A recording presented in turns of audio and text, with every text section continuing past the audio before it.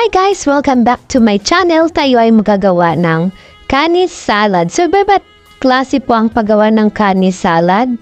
So, ayan guys, ang aking gagawin ay nislice ko yung lettuce gamit ang aking mga daliri. So, ayan guys, hindi na ako gumamit ng sangkalan tsaka kutsilyo. So, nasa inyo lang yun guys kung paano nyo islice. So, ayan, mas prefer ko yung ganyan para mas mabilis. Continue lang natin i-slice. Ang next naman ay ang crab stick, guys. So, inanuhan ko yan ng tubig, ginugasan saglit. Ayan. I-slice lang natin siya gamit ang aking mga kamay. So, ayan na. Natapos ko na. So, ang next naman natin gagawin ay ang mango.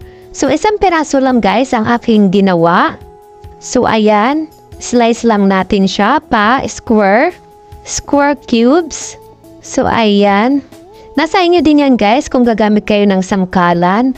So, ako, guys, mas prefer ko yung ganito para mas mabilis. So, ayan. Nalagay ko na siya sa plato, guys.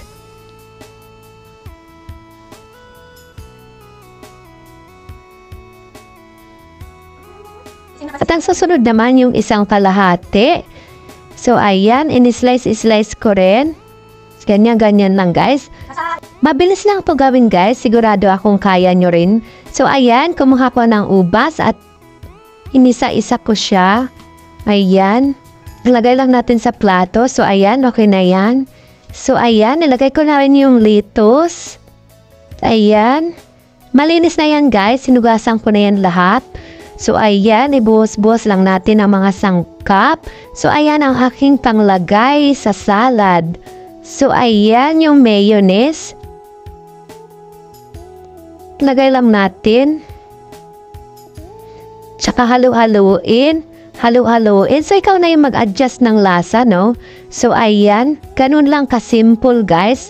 Sigurado akong magugustuhan nyo to. At tsaka, kayang-kaya nyo tong gawin. At tsaka, nag-add din ako ulit ng mango at tsaka ubas. Kasi mas gusto ko maraming fruits. So, ayan. Tinikman ko na siya, guys. Pero kailangan pang mag-adjust. Dagdagan ko pa siya ng mayonnaise para mas masarap. At saka yung pang-dressing na ingredients pang lettuce. Nabibili yan sa hypermarket, di kaya sa SM. So, ayan.